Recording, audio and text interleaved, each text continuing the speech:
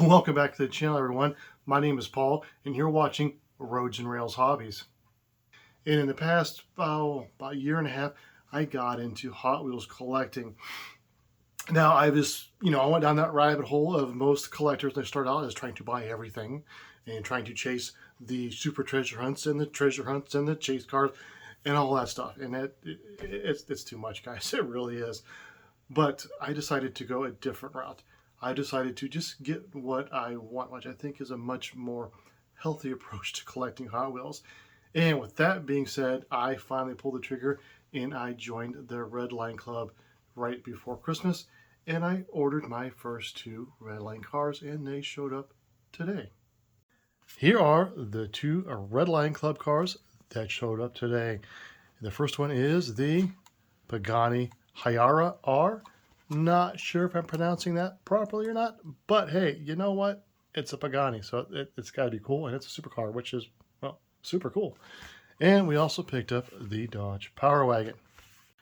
And just so you guys know, today is December 30th, 2024, and as of the last time I checked, which was this morning, these two vehicles were still available for purchase through the Red Line Club. If you're interested in joining in, well, getting one of these vehicles, I would do it now before they sell it, because Red Line Club cars seem to sell out super duper fast. Here's an example. I pre-ordered the Nissan Skyline that is not going to be released until December 19th of 2025 or around about. And whenever I pre-ordered it, I could have ordered as many as I wanted, but guess what? I went back to order more because I only ordered one. And of course, they are sold out already, and it's a freaking pre-order. They haven't even made them yet, and I can't get any more. So if you want a Red Line Club car, you gotta jump on it because they do sell out super fast. All right, so without me being any more of a salesman for Hot Wheels, let's open these up. Let's see if these Red Line Club cars are worth the price of admission and, well, worth the price of the cars themselves. They are not super cheap. They are not terribly expensive, but they are definitely not super cheap either. All right, here she is, loosened from its base.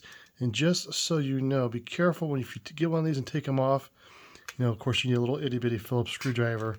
These are the little screws that go through the bottom, but there are little standoffs between the bottom of the car and the top of the base. So you need to be careful you don't lose those, because like most of us, I'm sure you're going to put the car back on the base. So here is the car itself. Look at that blue. That is pretty. And as you can tell, it does have the mirrors on the fenders like the real car. So this is definitely not a toy for little kids. One cool part about this car, which I'm sure you've seen before, is that the rear portion comes off and you have all of this great engine detail. That is actually pretty detailed for a Hot Wheel. Again, I mean, look at that paint. As far as I can tell, there is absolutely no flaws on this paint job, which is a good thing, especially for the price. I am disappointed about one thing, however. It rolls, but not great, and there's a reason why. I don't know who torqued these screws down from the factory, but I don't know if you can see that or not. Yep, them be flat spots on the wheels, guys. So this is definitely a model. This is, well, I mean, you're not gonna play that anyways, but still, it's kind of disappointing for, you know, $30. I don't want flat spots on my wheels. Very disappointed in that. But other than that, as a model, because once I'm done with this video, it's gonna go back on the space. This cover is gonna go back on, and it's gonna stay like that for the rest of its life. It is absolutely gorgeous. Okay, now let's check out the Power Wagon. Now on to our Dodge Power Wagon.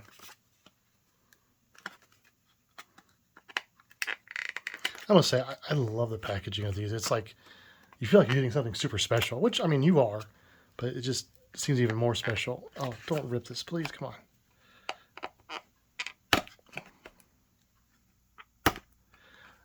I'll be right back. I don't want to rip this.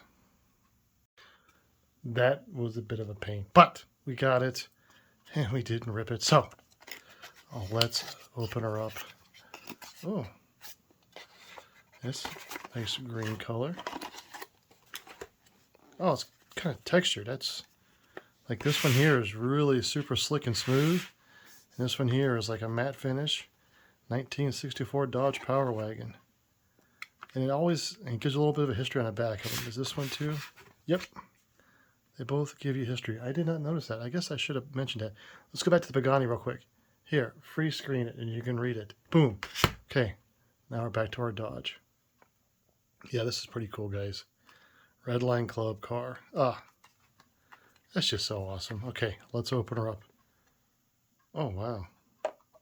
I'm not a huge Dodge fan, but I must say, that's a pretty looking truck. Okay, let's see if we can get her off here. Oh, that one is not screwed down. Be careful if you get the Dodge Power Wagon. Should not be screwed down to the base.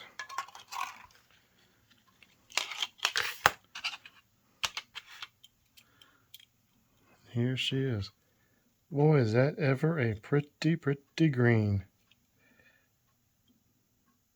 I'll tell you what, I mean, these are definitely premium cars. Metal bodies, metal frames. Wow, look at the detail in that. You're not getting drive shafts. Even in the premium model, I don't think you're going to get a drive shaft like you do in a Redline Club car. And the hood opens. It actually opens up a pretty decent amount.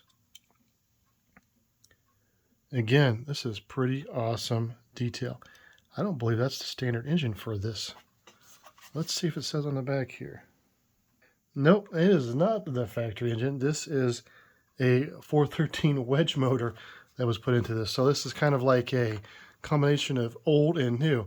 That's, oh, right there, it says 413. That is pretty slick. I really like this casting.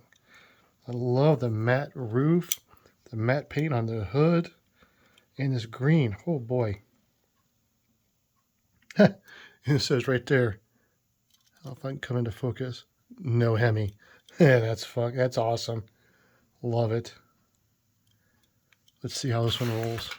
Oh, this one rolls great. Again, I'm not gonna, well, I might play with this one just a little bit, but it's not a play toy. No mirrors on this one, but it has chrome door handles, a chrome gas cap. I mean, it's really nice detail on the headlights and even the turn signals and the tail lights. And look at that Dodge badging across the back. That is, I mean, that's skill.